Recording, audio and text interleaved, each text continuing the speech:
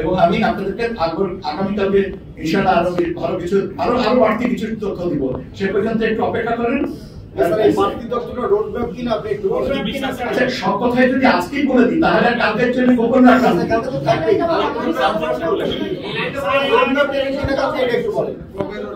আমরা যে কর্ম পরিকল্পনাটা করেছি সেই কর্ম পরিকল্পনাটা আপনাদেরকে জানাবো।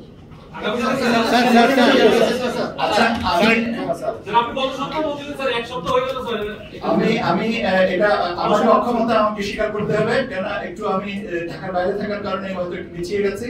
তো এটা আমি বলেছি আমার সম্ভবত আমার টেবিলে এখন আছে।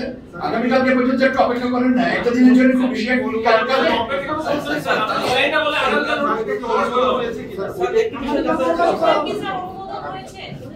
আমি তো আপনাদেরকে বলছি যে আগামীকালকে আমি আপনাদেরকে আরো অনেক কিছু বলার সুযোগ পাবো। সে পর্যন্ত একটু আমাকে আচ্ছা আমার কাছে কিন্তু কৌতূহলটা থাকুক না। কৌতূহল কি খারাপ নাকি? স্যার একটা বিষয় শুনানির বিষয়টা স্যার শুনানির বিষয়টা বলতেছে প্রথম দিনে যে হাতাহাতি মারামারি হয়েছে স্যার এই বিষয়ে সিসি সহ আপনারা ছিলেন, অনেকে বলতেছে আগামী নির্বাচনের যে একটা কি পরিস্থিতি হবে এখানে যদি এই পরিস্থিতিটা হয় আপনারা কি কোনো আমার ব্যক্তিগতভাবে কোনো বা সামগ্রিকভাবে কোনো না, এটা অত্যন্ত অনাকাঙ্ক্ষিত না হওয়াটাই বাঞ্ছনীয় ছিল এবং কাম্য ছিল।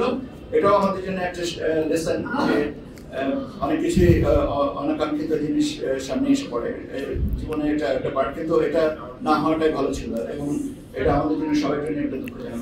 আমরা দেখি আমি সেটাই বললাম তো যে আমি ঠিক আধা ঘন্টা আগে এসেছি সীমানার এই শুনানি কমপ্লিট করে। এখন আপনি আমাকে যদি জিজ্ঞাসা করেন আমার কাছে এমন কোনো জাদু কাঠি নেই যে আমি আপনাকে বলবো আগামীকালকে হয়ে যাবে।